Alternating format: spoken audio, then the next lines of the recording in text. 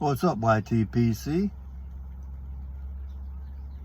Uncle Willie coming to you this Monday afternoon from the Mobile Lounge.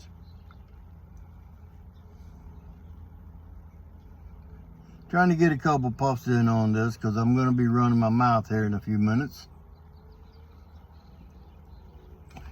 Today is going to be a little different. I'm going to be giving some tips, tricks, and how-tos. All of the information provided from here out is all my own analogies and or practices. It's not open for debate. If I say something that is 180 degrees different from the way you treat the situation, that's the way you work with it. It's the way you do it. Just like, let's start right off with tobacco, with drying it. I do not dry it. Is it right? I don't know. Is it wrong? Not for me, it works. If you want to dry your tobacco 15 minutes, 30 minutes, that's up to you. I do not dry tobacco. So, bam, there we go. And it doesn't matter what kind.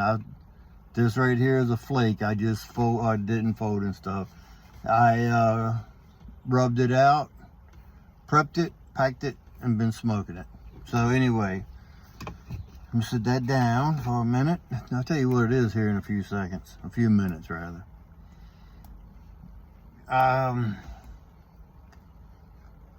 Yeah, I don't dry tobacco.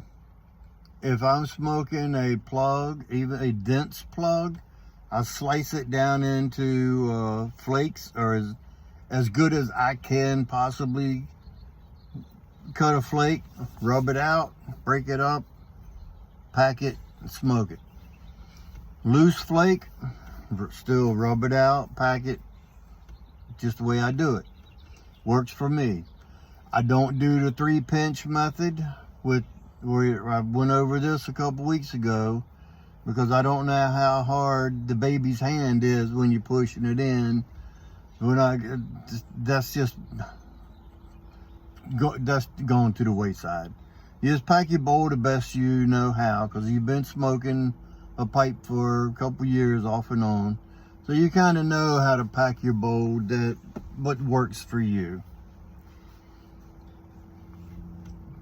To me, I'm going to tell you, you're not going to find that cigar nirvana in pipe smoking. We touched a little bit about this in message, but pipe tobacco and cigar and pipe are two different ball games. It would be like comparing baseball to football. There is no comparison. They're not similar in either way. The only thing that they have similar is a winner and a loser when they play a game. So you can make your cigar journey or your pipe journey a winner or a loser. See what I did there? But you won't find a cigar. I have multiple blends that have cigar leaf in it. You might get a hint of a cigar flavor profile here and there when you're smoking a pipe, but you're not going to find a bowl that you smoke and you'd be like, damn, that tastes just like a cigar. And the people, and I don't mean this in no bad way if y'all are watching this, the people that smoke a pipe tobacco and then turn around and say that tastes like a cigar, they have truly never smoked a Diesel Unlimited, Natural, or Maduro. That is what a cigar tastes like. So with that, my friend, you can take it for what it's worth. You can find similar flavor profiles and possibly even room note from it being smoked, but you won't notice it if you're smoking it. If you walk into a room and somebody's smoking something, you'll get the aromas. But once you start smoking it, you can't usually tell what it smells like. And that's with just smoking in general. Tongue bite. Tongue bite is a chemical reaction, and to me it happens when I smoke Virginias. I can usually tell when I'm getting ready to have a tongue bite. I'll put the tobacco down, just get rid of it. Tongue bite is a pH balance that doesn't mix with the tobacco pH, and y'all have they fight, and the result is your tongue gets raw from it. I know you can get it from cigars, but not very rarely. But sour cigars, you probably had it. So, I mean, you probably know what tongue bite is. You got to. I keep M&Ms, a big jug of M&Ms beside me at my chair. If I feel like it's happening, I usually eat some M&Ms or get the chocolate to try to coat my tongue, or like ice cream in the evening, something that'll coat it and soothe it. Carbonated drinks will usually irritate it because of the acid in the drink will start messing with the open sores on your tongue. So I just avoid it. I just don't smoke Virginias that much when I know that they're going to bite me. And it's the bright red Virginias that do it, not the dark Virginias. The ones that have the citrus hay taste and aroma are the ones that bite me. But the bready note Virginias, I can usually smoke them with no problem.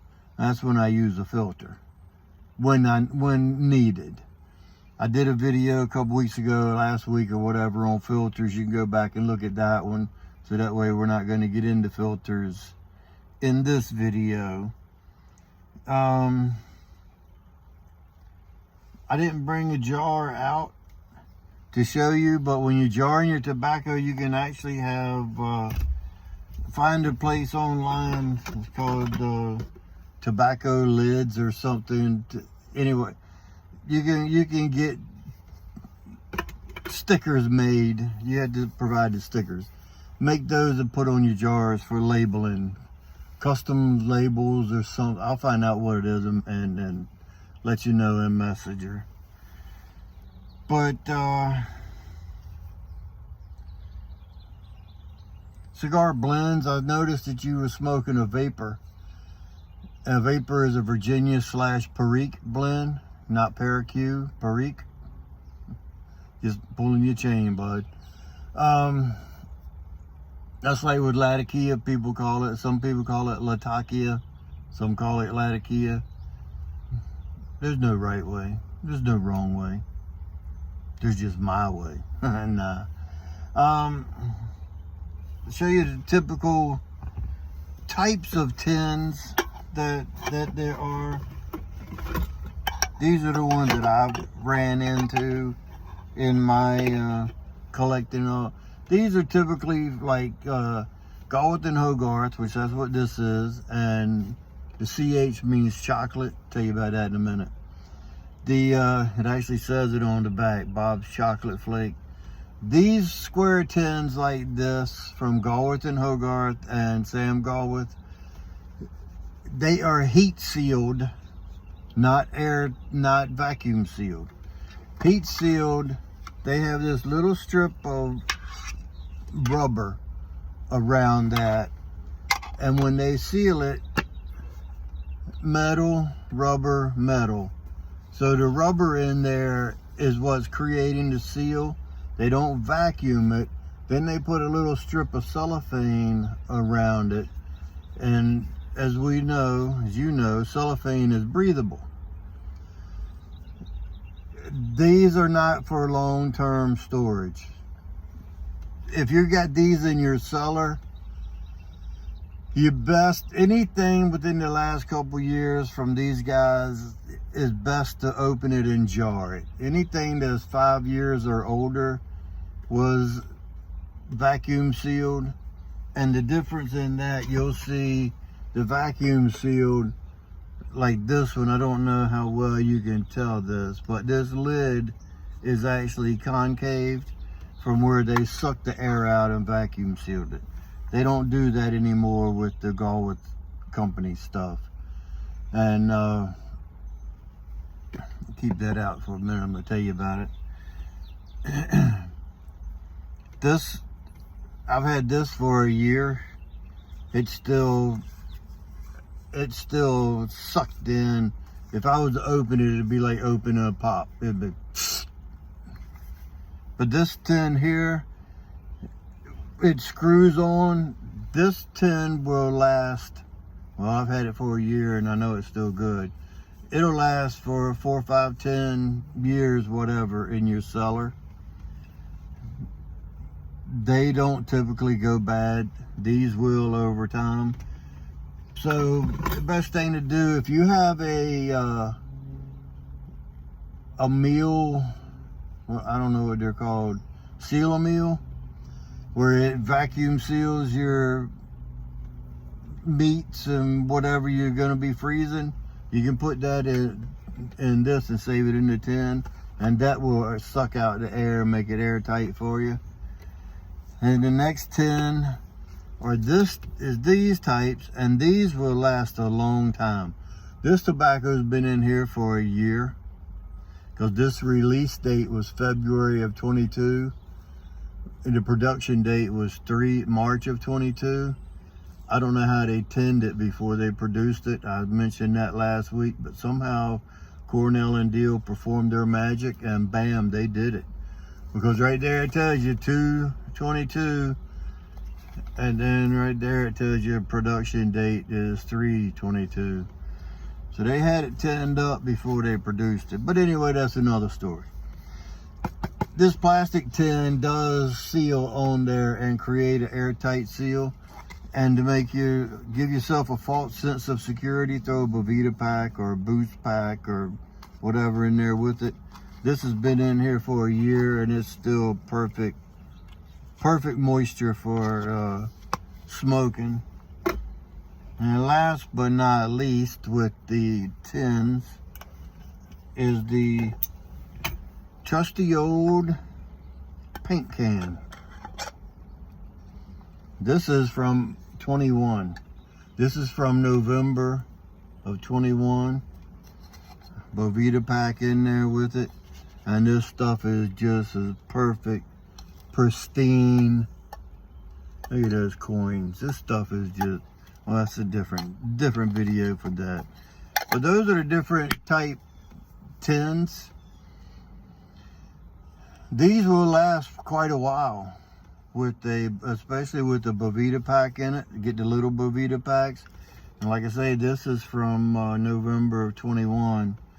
So that's been over a year. That's been a year. And the other one has been a year. So we got 2 years, 2 years, 2 years, 2 years. These were from this year. I don't know how to date these, but it says 22/3/17. I don't know. So there's the different types of tins.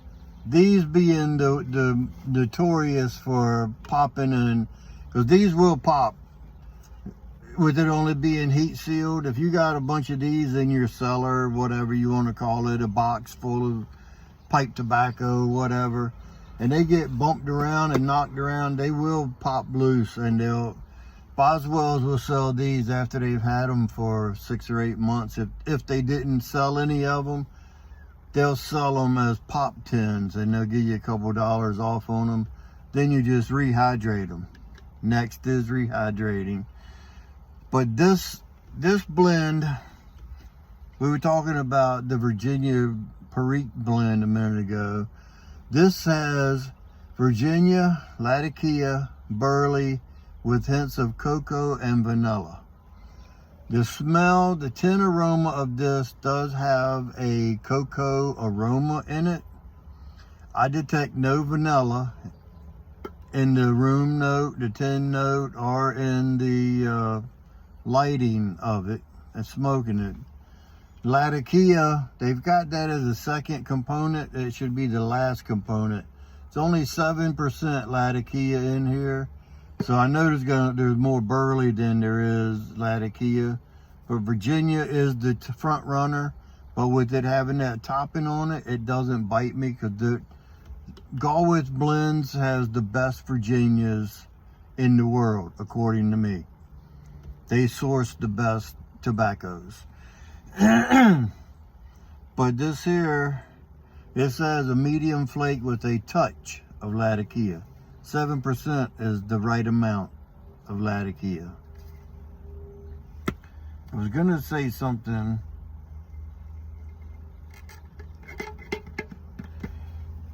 So, hydrating your tobacco.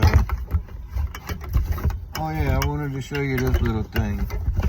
With the Boveda packs, I use those in my, in the ones that I don't feel that are moist enough when I open them, I'll put a Boveda pack in the jar or the tin to give me a false sense of security that's helping it out. Does it help? Probably. I also have these little things that you soak in water and then put those in the tin with your tobacco. Do they work? I don't know. Does it hurt? No. But it makes you feel good. Like I said, you get that false sense of security that you are protecting your tobacco. And your tobacco is an investment. Let's face it. You just put these in, it says put it into cold water, but you only use distilled water, of course, that's all. Put it in there for about 15 minutes, pull it out, dry it off, stick it in your tin. And if you want to do it every 6 months or every year or whatever. I did these, I bought a bunch of them, soaked them all, put them in tins and then in jars, and just left them sit in there. And I actually haven't even rehydrated none of these, and the tobacco is still fine. I don't know if they're still moist or not. I just put them in there and went on. So if you have some tobacco that is dried out and you want to rehydrate it, that's very simple. All you need is a couple things. Distilled water, of course. I will not stress enough that you need to use distilled water because of the mold issue if you use regular tap water. That discussion is open for another day, and that can be a debate, but distilled water is the only water I use with my tobaccos. So if you have a jar or tin that is dried out, get yourself a bowl, a Tupperware bowl or whatever, 6 or 8 inches in diameter and at least 2 or 3 inches tall. Pour your tobacco in the bowl. Just dump it in the bowl and take the tobacco and then form a hole in the center of it and let the tobacco go around the bowl with a hole in the center. Get you a little container, fill it with distilled water, and put it inside that circle of the tobacco. So now you got like a moat of tobacco around the castle, and the castle being the water. All you need is a coffee filter. Ball it up loosely, drop it into the distilled water, put the lid on your bowl, and let it sit there for 24 hours. In 24 hours, open that lid carefully because you don't want to spill none of it on your tobacco. Open it up and feel it, and your tobacco should be moist enough that you can take this side to center, put it in your container of choice to store it in, smoke it out of or whatever. And it usually 24 hours will hydrate a 2-ounce tin. If 24 hours goes by and it's not to your moisture level of liking, put the lid on and wait another 6 hours. or even 24 more hours. Take the lid off and it should be good to go. The only ones that are going to not be affected by this, and it's going to take longer probably, would be the aromatics that has that propylene glycol on it. That stuff's that chemical flavored goop. That if it's all goopy and stuff like, you need to throw that away anyway, because that shit ain't worth smoking. In my opinion. Your mileage may vary. But if I have something, when I open it up and it's just all goopy and sticky and I either put the lid back on it or whatever, and I find somebody that likes that kind of stuff and send it out to them. I believe that's going to do it for today. We went over jars yesterday. I see you already got yourself some jars. You won't find that pipe, that cigar Nirvana, like I said. I'm sorry to tell you. You're going to probably find that you like, if you like the vapor, you're going to find that you like more Burley and Virginia with Perique than you will the other items. You got some stuff that has Latakia in it. You can give those a try. I saw you had some Nightcap and Seattle Pipe Club. I think you had some Plum Pudding. And Hood Canal. I think Hood Canal's got Latakia in it. But the Plum Pudding, and those will give you that Latakia taste. They'll let you know if you like that or not.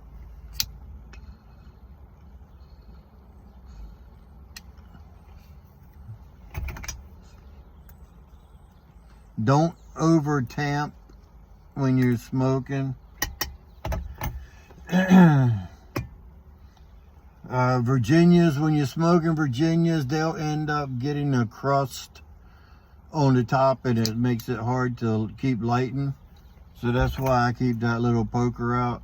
Just take and poke some holes in the top of it. Then just stir it up. I'm not on it, I'm just showing you. Stir it up loosely. Then relight it, and usually you're good to go.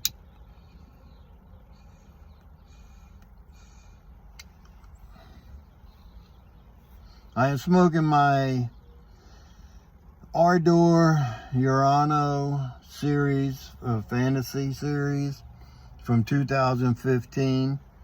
That stem is just gorgeous, along with the accent band that's made out of the same.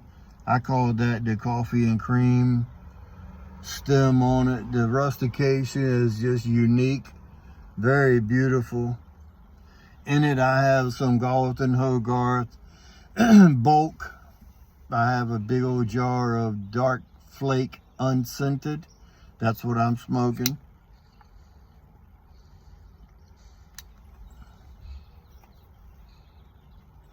If you have any questions, leave them in the comment or message me like yesterday, and we'll get you straightened out somehow. So I'm going to jump. I didn't think it was going to take this long to go over all this. Some of it might be useful, some of it might not. Either way, hope you enjoyed it. Hope it helps. And since this is different than all the rest of them, you know what to do. Stuff them and puff them.